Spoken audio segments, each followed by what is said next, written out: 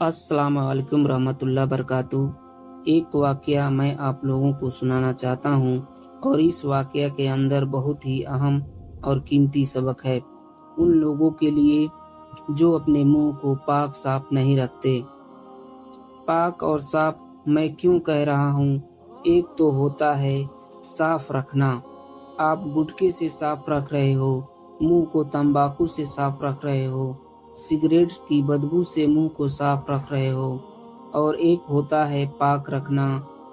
आप झूठ से अपने मुंह को पाक रख रहे हो, गिब्बत से अपने मुंह को पाक रख रहे हो। दोनों तरह से अपने मुंह को पाक और साफ रखना जरूरी है। एक वाक़या जो किताब में लिखा हुआ है और इस वाक़या के अंदर बहुत अहम नसीहत है मुसलमानों के लिए, क्योंकि देखिए हमारे लिए जो हमारी जान है ना, वह हमारे आका मोहम्मद मुस्तफ़ा सल्लल्लाहु अलैहि वसल्लम। हर एक मुसलमान चाहे कितना ही गुनहगार क्यों न हो, उसकी ख्वाहिश यह होती है कि मेरे आका आखिरत के दिन मुझसे राज़ी हो। हौज़े कौसर पर मुझे सल्लल्लाहु अलैहि वसल्लम के हाथों जाम कौसर मिल जाए, हुजूर की शफ़ाअत मुसलमान को हासिल हो जाए। यह हर एक मुसलमान की ख्वाहिश होती है, चाहे जितना गुनहगार हो। अब यह कैसे हासिल होगी? तो एक वाक़या जिसमें सबक है वह सुनिए। लिखा है कि एक शख्स जंगल में जा रहा था अपनी सवारी पर सवार होकर। अचानक क्या होता है कि उसकी सवारी का पैर टूट जाता है। वह घोड़े पर सवार था और घोड़े का पैर टूट जाता है। जब घोड़े का पैर टूट गया तो वीरान जंगल है, दूर दूर तक किसी का नामो निशान नहीं है। वह परेशान हाल सोच रहा है, मैं क्या करूं? परेशानी में मुब्तला है, ना दूर दूर तक कोई उसकी मदद रास्ता नजर नहीं आ रहा है।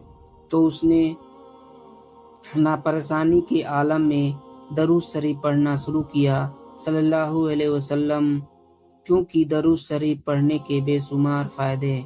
दरूद शरीफ पढ़ने वाला अगर परेशानी में होता है तो अल्लाह ताला उसके लिए मदद भेजता है। दरूद शरीफ पढ़ने वाले पर रहमत नाजिल होती है। दरूद शरीफ पढ़ने वाले के गुनाह माफ़ होते हैं। दरूद शरीफ पढ़ने वाले के लिए जन्नत में दर्जे बुलंद होते हैं। तो बेशुमार फ़ायदे हैं। तो उसने दरूद शरीफ पढ़ना शुरू किया। जब दरूद शरीफ पढ़ा उसने तो उसको नींद आई और उसने ख्वाब में देखा कि 3 बुजुर्ग उसके पास आए। एक बुजुर्ग तो बहुत दूर खड़े हो गए और 2 बुजुर्ग आगे आए और उसकी सवारी के पैर को ठीक कर दिया। तो उसने पूछा उन दोनों बुजुर्ग से जो उनके पास आए थे, उनकी सवारी के पैर को ठीक किया कि आप दोनों कौन हैं? तो उन दोनों बुजुर्ग ने कहा कि हम हज़रत हसन, हज़रत हुसैन रज़ी अल्लाह ताला अन्हु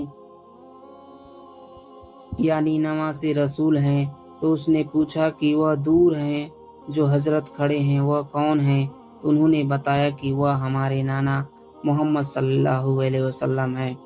तो उस शख्स ने ख्वाब में ही कहा कि या रसूल अल्लाह, आप इतनी दूर खड़े हैं, मुझे कदम कदम बोसी का सर्फ मुझे कदम कदम बोसी की इजाज़त दीजिए कि मैं आपके कदमों में आकर पड़ जाऊं, आपके हाथों को चूम लूं।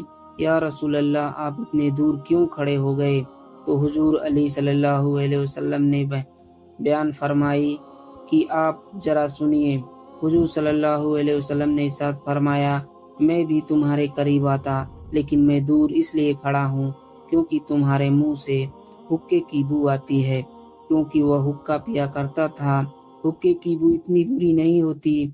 अब मैं जो बताना चाह रहा हूँ कि इस वाक्यों को सुनकर आप सुनो जरा गौर से। आप सल्लल्लाहु अलैहि वसल्लम ने फरमाया कि मैं तुमसे दूर इसलिए खड़ा हूँ क्योंकि तुम्हारे मुंह से हुक्के की बू आती है। उसकी आँख खुल गई, उसकी सवारी एकदम सही थी। आप लोग यह बात जानते हैं कि आप सल्लल्लाहु अलैहि वसल्लम को ख्वाब में देखना यह बिल्कुल बरहक होता है। शैतान हुजूर की शक्ल सूरत इख्तियार नहीं कर सकता। अगर किसी को ख्वाब में हुजूर नजर आ रहे हैं तो वह हुजूर अली सल्लल्लाहु अलैहि वसल्लम ही होते हैं। ठीक है, तो अब इससे पता क्या चल रहा है कि हुजूर सल्लल्लाहु अलैहि वसल्लम उस शख्स के करीब नहीं गए। अब वे लोग जो गुटखा खाते हैं, जो तंबाकू खाते हैं, جن کے منہ سے بدبو آتی ہے وہ اپنے منہ کو پاک اور صاف نہیں رکھتے۔ وہ لوگ جو گٹکا وغیرہ نہیں کھاتے لیکن دین بھر غیبت چل رہی ہے، دین بھر چغلیاں چل رہی ہیں، جھوٹ بولا جا رہا ہے، جھوٹ اتنا عام ہو گیا ہے کہ اس کو جھوٹ اب جھوٹ نہیں سمجھا جاتا، اس کو ہم لوگ کہتے ہیں گالی دینا، اس کو جھوٹ کہا ہی نہیں جاتا۔ تو اب اندازہ کیجئے کہ کیا ہم نے اپنے منہ کو اس طرح سے پاک اور صاف رکھا ہے کہ خدا ہماری مغفرت کر دے، اور انشاءاللہ بڑا غفور اور رحیم ہے۔ مرنے والا جب شخص ہوتا ہے تو ظاہر سی بات ہے وہ توبہ کر کے مرتا ہے۔